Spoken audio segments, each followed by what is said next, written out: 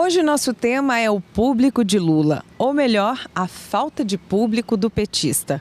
Houve um tempo em que o vaidoso, fanfarrão, seja pela mortadela, seja pela capacidade de enrolar as pessoas, juntava gente na rua. Mas hoje, hoje só resta a mentira e a torcida da velha mídia.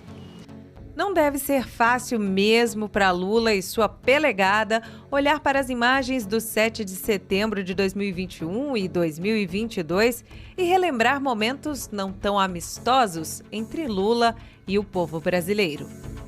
Matéria da Folha de São Paulo de 2005, por exemplo, afirma que Lula foi recebido com aplausos e vaias no desfile de 7 de setembro daquele ano. Um ano antes, em 2004, o petista já encarava gritos de traidor e as vaias de pedetistas durante o velório de Brizola. Lula saiu do local pelos fundos. Em 2007, a sinfonia de vaias se intensificou e o petista passou vergonha na cerimônia de abertura dos Jogos Pan-Americanos no Maracanã lotado.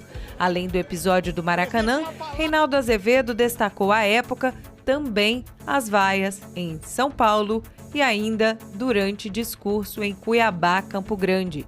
Neste último, Lula disse, abre aspas, se quiserem brincar com a democracia, ninguém sabe nesse país como colocar mais gente na rua do que eu. Vale lembrar que o ano era 2007. Nesse discurso, Lula reclamou bastante dos críticos e teve até confissão, abre aspas, os que estão vaiando são os que mais deveriam estar aplaudindo. Foram os que ganharam muito dinheiro no meu governo. É só ver quanto ganharam os banqueiros, os empresários. Fecha aspas. Ao chegar no casamento da filha de Dilma em 2008, Lula recebeu parte de sua saudação padrão dos dias atuais.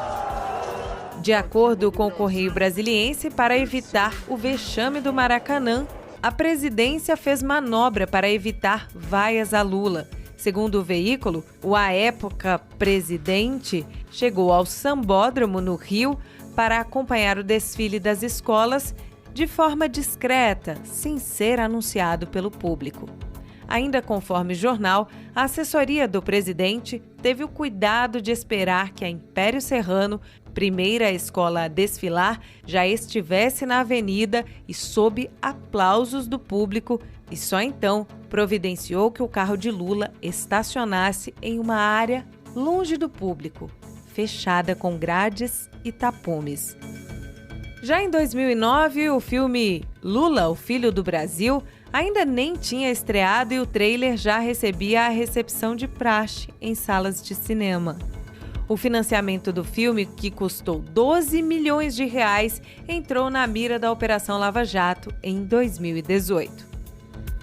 Em 2010, quando foi vaiado junto com Dilma em caravana em Belo Horizonte, Lula apelou para o vitimismo e disse que as críticas partiram de pessoas ricas e eram fruto de preconceito e medo de uma mulher no Planalto.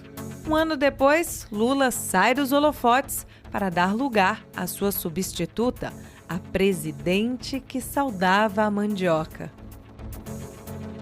Em 2013, durante o Prêmio dos Direitos Humanos, manifestantes de grupos indígenas aos gritos chamaram Lula de ladrão e traidor.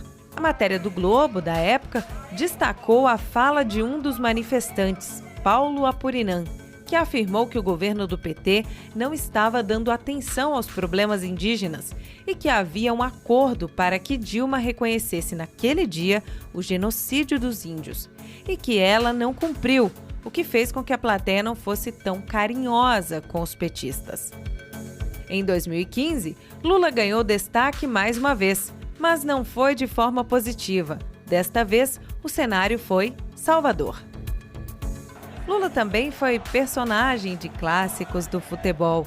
Em 2016, o ex-presidiário foi lembrado de forma nada carinhosa pelos torcedores de Flamengo e Fluminense que estavam no Pacaembu e também por torcedores do Atlético Paranaense e Curitiba.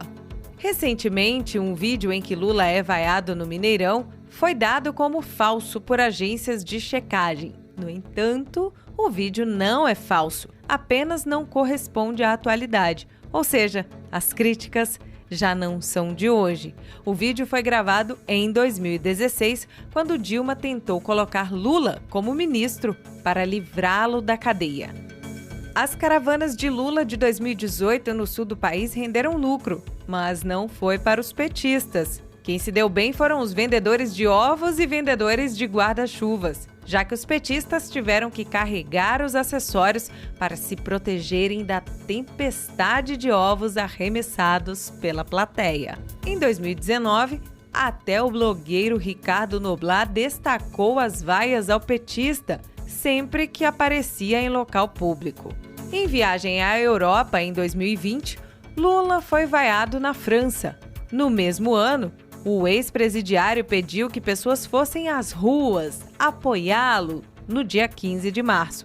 Mas, diferentemente das convocações do presidente Jair Bolsonaro para o 7 de setembro, tanto em 2021 quanto em 2022, a manifestação convocada pelo ex-presidiário não teve repercussão.